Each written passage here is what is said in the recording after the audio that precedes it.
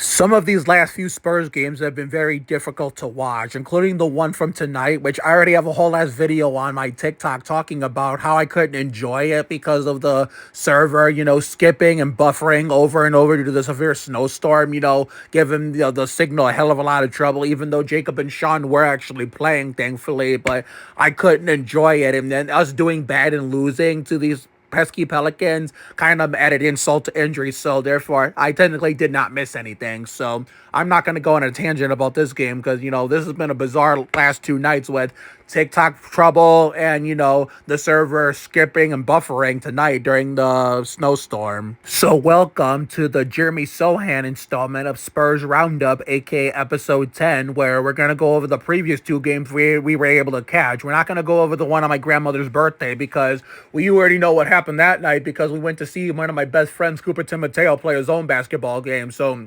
I can't really talk about what happened in that one because I didn't see it because I was too tired by the time I got home. Plus, I needed to play in my own game for my job the next day. So we're going to talk about Martin Luther King against the Jazz in San Antonio at SBC Center and the fourth quarter collapse choke job against the Cheating McDouchebags, which hopefully we can get our redemption against them when we play in their building again on Wednesday on my grandfather's birthday on the Estupido Pendejo network. So we will preview that game after we're done recapping the Martin Luther King game and the fourth quarter choke job game from Tuesday. And you're probably wondering, Mark, how the fuck did this shit happen? Well, you can thank Bryant and Dylan Harper, not in that order, for making me do that shit while I was home alone while my mom and grandfather were out getting groceries. So I took advantage of me being home alone so I can go fucking crazy when they do those back-to-back ferocious dunks because they're two of my current favorite players on this current Spurs team. The gen play was working really weird that day, so I had to enjoy the game on that streaming site on the computer, which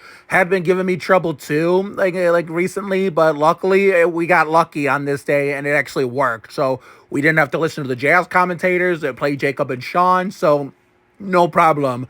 So, oh my God. Excuse me. So, therefore, the Spurs, technically dominated this game from start to finish, despite getting themselves into some temporary, deficits, where the Jazz were putting up a fight, considering how they took the fight to us 2-8 the first game after the Christmas game. And, they defeated us in our building. Well, we got a redemption here. And, we made sure they didn't do it to us twice. So, fool me once, shame on you. Fool me twice, then joke's on you. However the fuck you say that. But therefore, we didn't let the Jazz win in our building again like they did on December 27th. So now, here's the part where I broke the fucking chair. So what you're about to see here is the reason as to why this fucking chair broke and why we had to fucking throw it out, even though the garbage dumbasses didn't and they never took our garbage, but they took everybody else's. So roll it.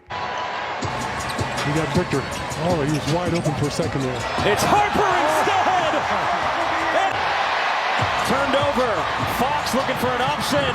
Carter Bryant! Yeah! Damn! Yeah, that shit had me going fucking crazy. And since they're two of my current favorite players on the Spurs nowadays, you could pretty much tell I was fucking excited, which is why the chair broke. It was like the chair already got loose with the Dylan Harper dunk, but then when Carter threw it down, that's when I finished the chair off. And well, as it broke, it took me with it and I fell on my ass. I mean, I was okay, but all I could do was laugh about it, but the chair was fucking destroyed. So I had to throw it out and the Spurs went on to win, and Carter Bryant tore that shit up like Terry Labonte. And look down here at the bottom. The man who had to go to the G League to marinate and improve and develop paid off. Imagine that. The very next evening. All right, the Spurs game happens to be in a little bit of a delay right now because apparently Castle bent the rim during warm-up. So I'm here to teach Explosion Boy and Gasket Blowing Girl the Spurs Jackals tradition at the end of every Spurs home game when they win. So you know what to do, right? Here we go.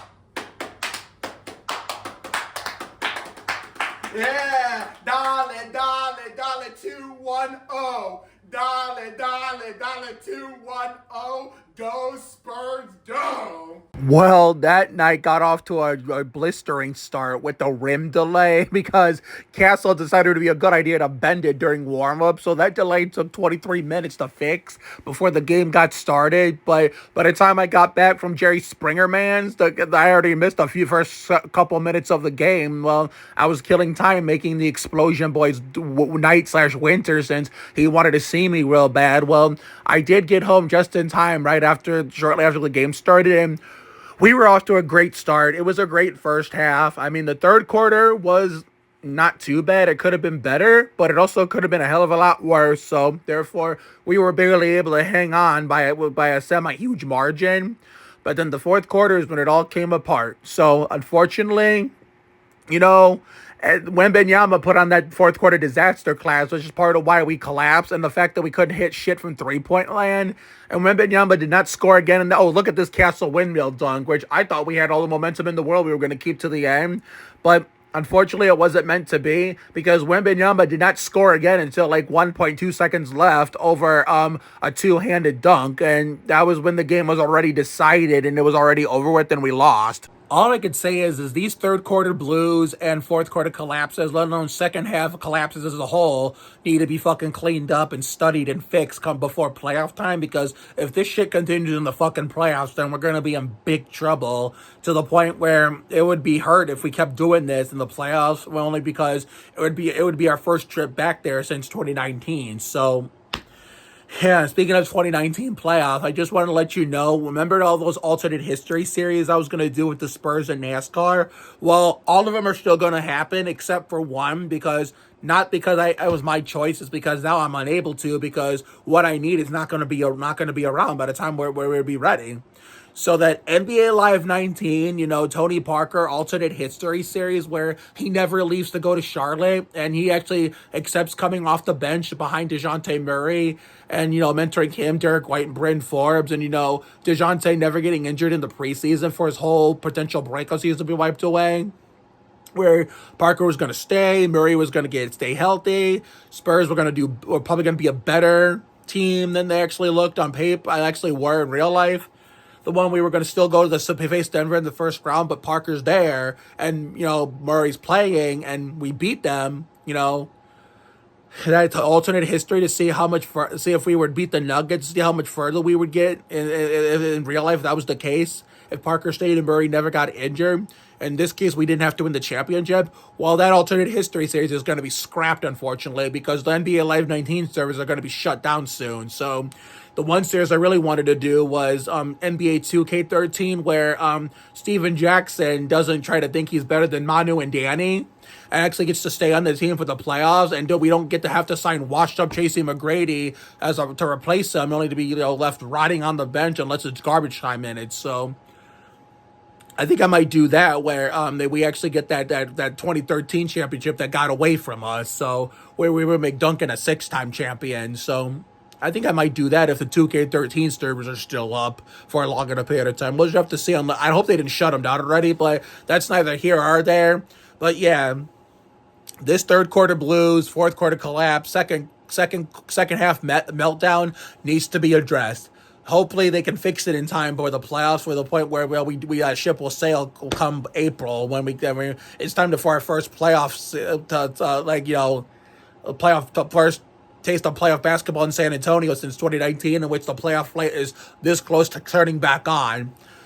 So unfortunately, that Houston game looked like it was gonna go all good and shit, considering how we made Liam's night/winter, and Mila got to see us, and so did Richard Dawson Lady and Jerry Springer Man, and I got to meet their dog Reba, who's the Eleanor replacement, but she's a lot more more rambunctious than Eleanor. Eleanor was calm, chill, laid back, didn't do anything. Reba's too hyper, so yeah, so I mean, at least we got to have that on our plate during that rim delay. We got to have some rim delay entertainment. So therefore, unfortunately, it just was one of those nights, I guess. But Utah, we got pretty lucky in the SBC Center because thank you, Dylan and Carter, for making me break my fucking chair. I mean, I was home alone, so I guess I was taking advantage of I bet being home alone and being able to go all crazy and yell, jump out of my chair. But I bet you if my mom and grandfather were not doing groceries and together, I probably wouldn't have done that. But hey, it wouldn't have made the moment as special.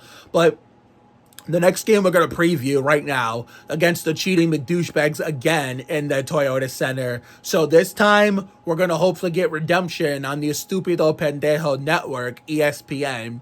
And especially because it's my grandfather's birthday, we're getting haircuts with Cousin Kenny that same day. We're getting haircuts with Cousin Kenny that same day, and we're not going to use the usual TikTok, YouTube recording video. What we're going to do is do like a special edition Spurs video where we're going to shave our head. We're going to record the whole cut. We're probably going to shave our whiskers on Tuesday night. We're probably going to do that on Tuesday night, and then probably shave the whiskers again,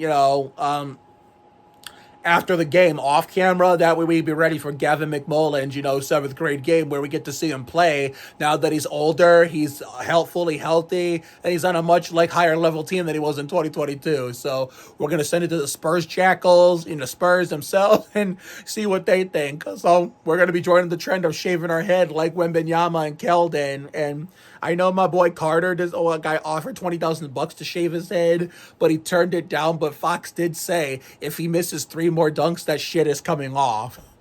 Oh, please, Carter, do not miss 3 more dunks. Do not miss any more dunks. God, I don't want your hair to come off, but if you do and your hair comes off, then it's only fitting that my hair comes off too. And even Dylan got a haircut too, so it's like San Antonio people are just getting their fucking head shaved or their fucking haircut. I mean, and I'm going to be adding myself to that list. So how fitting, how special. It's going to be on a Spurs game day on the Estupido Pendejo Network, and it's going to be our grandfather's birthday. So that's going to be a special day. So that'll be the next game I'll be going over. And then the next video after that Wednesday will be the Gavin McMullen basketball vlog. Will be 75% vlog, 25% broadcast. That's going to be for fun. We're going to do the Spurs Jackals home win tradition with Avery Traeger. We're going to dance. If we win, then me, Gavin, that girl on the cheerleading squad, Chloe, and her cousin, who's teammates with Gavin, we're going to celebrate. We're probably going to do a whole ass interview together. And then we're going to celebrate with the dance. And then guess what we're going to do? We're going to go to Avery. And then we're going to do the Spurs Jackals thing. So have a good night tonight and a better day tomorrow. Take care, everyone. Good night. Everybody stay safe. Be safe, keep warm, stay out of trouble, and only go out if you have to. And please be careful out there, because it's a good chance you'll get frostbite if you stay out there if you're out there outside for too long. So no work tomorrow for ViaQuest, no school tomorrow for my friends in Ridgeville, and any other friends I have that are in different schools outside of Ridgeville. So we're gonna have a good snow day off. So I'm disappointed that we won't get to go to Target tomorrow to stack them up like Kenny Wallace under Coca-Cola and buy more NASCAR diecast. And I have to wait till Friday to see my best friend Sheriff, aka Elif, again. But at the same time, I understand because it's the sake of our safety. But it's a blessing in disguise, meaning we get to have one of those rare special moments where, since we haven't seen Sheriff in like a week or two, when we see her on Friday, we get to have a 5-minute hug, because I know that's how it's going to be, because me and Julia Droll have had our share of those, where we don't get to see each other for a long time. When we do, we get so excited we have a 5-minute hug. So I have a feeling that's going to come with Sheriff on Friday when I see her. So, and I did invite her and Susie V over for the Daytona 500 next month for my birthday, more for my grandma more than for me, because this will be my first birthday in Daytona 500 without her. I tried to invite Kylie Brossman for like our 9-year reunion, but she said she couldn't because her and her grandmother had plans on my birthday that day. But I'm sure she'll see me again eventually in person. It's only a matter of time, not a matter of if, it's a matter of when. But I will catch you guys in the next video on Tuesday. And as always, go Spurs go. And the next Spurs Roundup episode will be the Carter Bryant installment, which whatever we talk about next. So that'll be the next Spurs game review. I don't know when the next Spurs Roundup episode is going to be, but the next video will be after the Spurs game review on Wednesday. And what the Spurs Jackals shaving video will be the Gavin McMullen basketball game on Thursday. It's looking likely the game tomorrow is going to get canceled due to this shitty-ass weather. But the next cooking video might come within the next week or two when that finally comes back. But I just got to figure out what I'm going to cook, so I'll figure it out as time goes by. the Winter Wonderland Season 5 is already a hell of a lot better than the lackluster Season 4 known as The Long Haul. But now let's get the fuck off this thing for real and say goodbye legitimately now. Catch you guys in the next upload. And as always, go Spurs go. See you later, everyone. Go Spurs go!